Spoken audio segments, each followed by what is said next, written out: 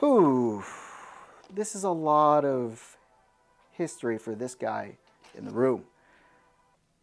But let's explain about this before I start off, because in my opinion, I think this is the start of the M4 SOP mod and the Mark 18 program. Very popular rifles that we've known, and I've done reviews on many of the variations out there.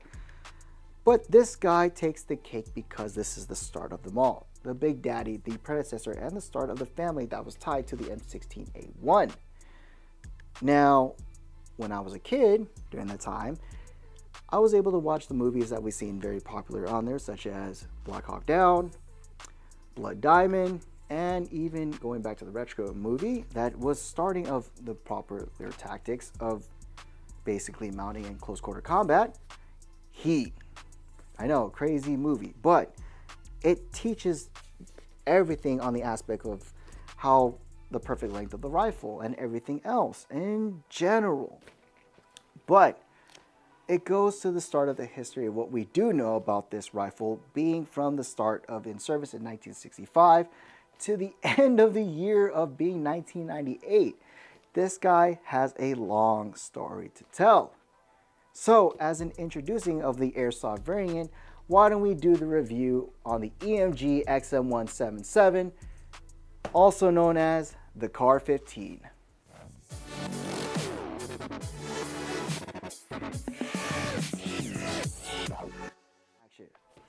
Hey, what's going on, guys, and welcome back to another episode on Airsoft Master. And today we're going to be talking about is this magnificent beauty we have here for history is the XM177, known as the Car-15 by EMG and Cybergun. Now, what do we know about it is this is the start of the program alongside with the M16A1. This started off as the main production as a crewman's rifle to be something more compact and everything to pull it from in and out. But who would have thought this is the beginning of what we've seen for use is the Special Forces rifle? I never expected that. I mean, but at the same time, I can see why.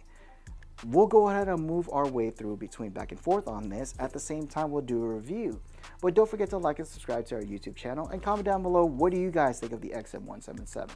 Is there any type of history or any type of build that got you inspired to basically to this rifle?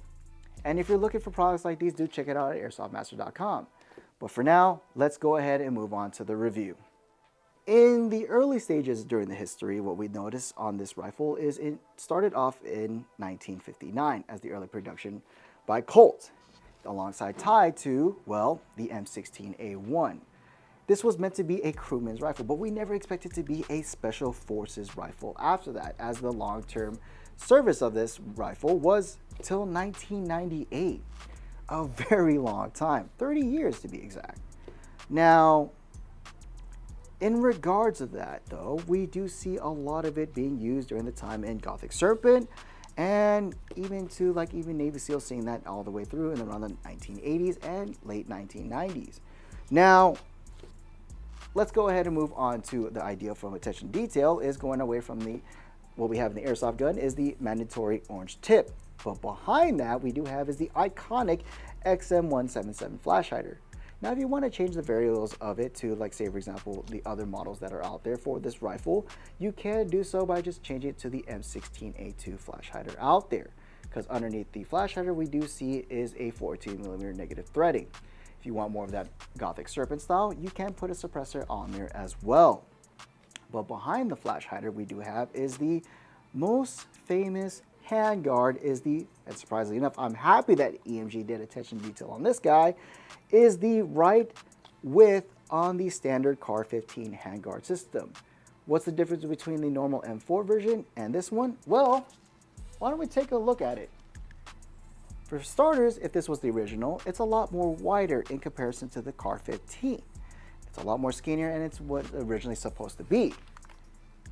Now, the one thing I wish that it was a little bit more attentive to that detail was it still has the M4 Delta ring.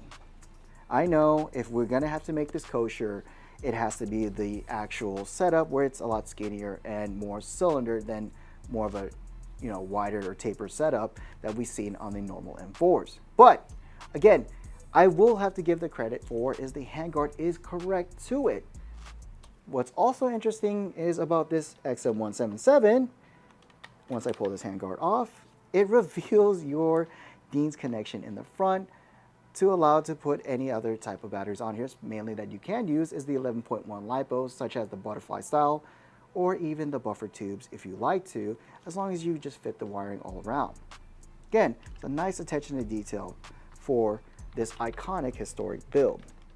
Alongside with a retro build, we do see that there is no rails all around the area. Again, sorry guys, if you wanted to be more modular, this is where you would probably see like different type of handguards on there to make it more of the flashlight torches, or even you'll see it attached to the bottom of the bayonet lug, or even at the front of the front sight.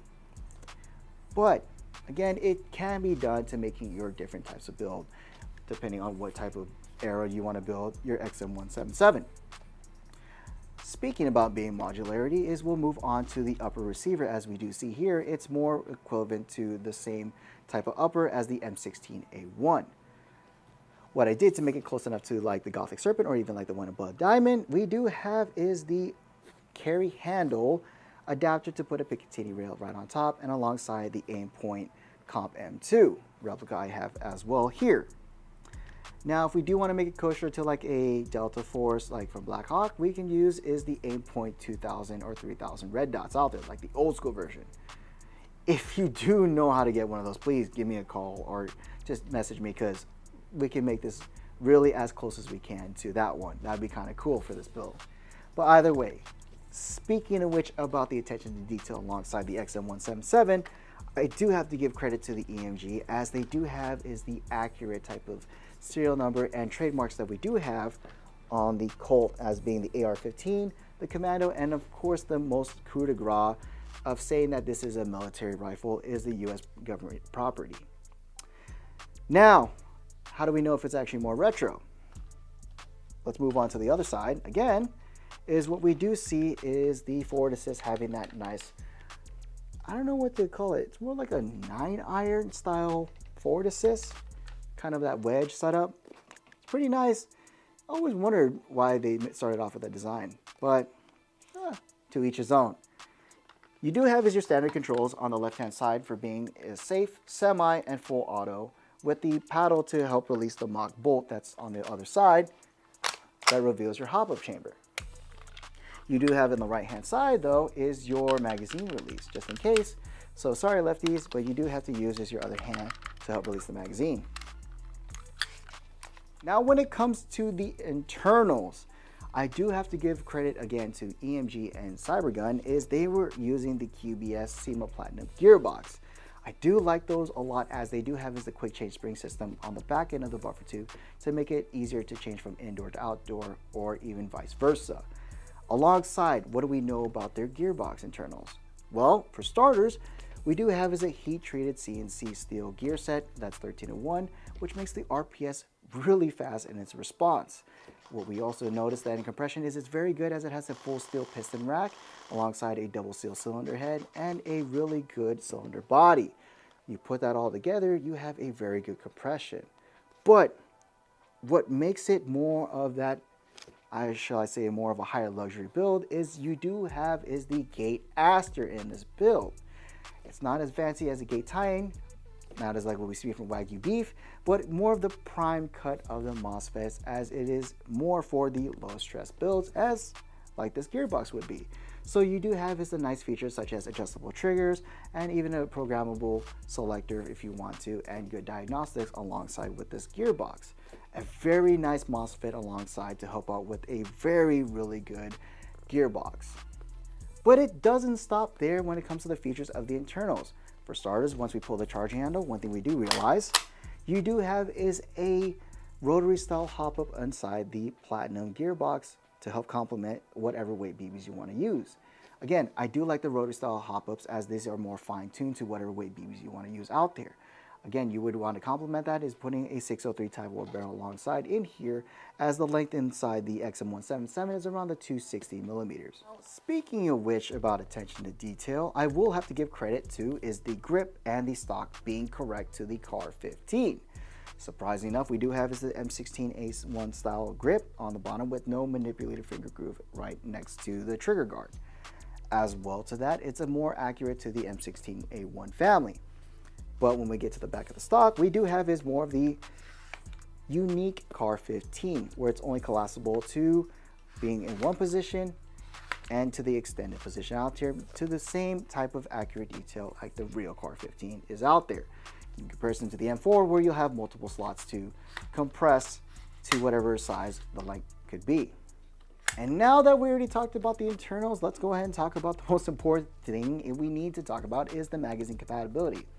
Now, again, to make it more accurate, we would usually see is the 20 style rounders here inside the mid-cap to work with the XM177. But if you're wondering if there are other magazines will work with this, yes, it does. Such as we tested out with the PTS EPM1s, the Lancer Tactical mid-cap magazines. And to make it clone correct, yes, guys, you can use your normal Stagnac mid-cap magazines out there and it'll just be fine. I'm using 0.20 gram BBs and 11.1 LiPo battery.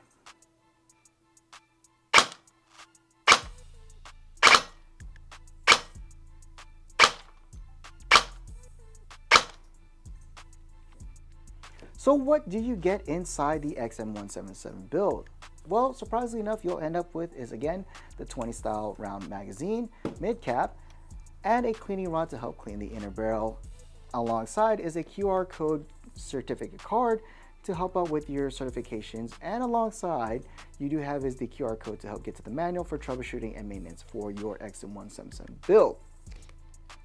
As for me, as you've seen me now for about a year doing YouTube videos on multiple M4s, I have to admit I do like this one a lot more. As a retro build, that's something I always wanted to build, like such we've seen in the video games like Delta Force and even on the movie Black Hawk Down. The XM177 is really close to my heart because of multiple reasons. Why is it's what we've seen as the most, shall I say, the badass rifle of them all, as this was the start of even everything that we can think of to today's Mark 18 or close quarter combat rifles and PDWs all the way throughout. This iconic rifle means a lot for everybody, for the real steel community, but as an airsoft, I do like is we have is the retro style, but the modern touches of the internals to make it a workhorse of them all for milsim games or even just normal outdoor pickup gameplays. So it's a very good build. And what makes it more better on this build is the cost. During the time of this recording, these rifles are just going for $300. Now, it can be steep for as a beginner, but you have a gate aster, which is an optical MOSFET on this rifle alongside the SEMA QBS Platinum gearbox, heat-treated gear sets, and at the same time compression parts that make it very good on consistency, as we've seen on the test of the FPS, very consistent all throughout this box for a good rifle, which I have to admit, I probably would pick one up. But would you guys pick one up as this iconic rifle or historic rifle? Would you want to build something like this? Or would you do something like exactly what in 2024 a lot of guys are doing, is making this retro build more modular and more modern? What would you guys do? Drop a comment down below. And don't forget to like and subscribe to our YouTube channels. And again, if you guys are looking for products like these, do check it out at airsoftmaster.com. But for this episode, my name's Mike. I'll see you guys till next time. This video is brought to you by Airsoft Master.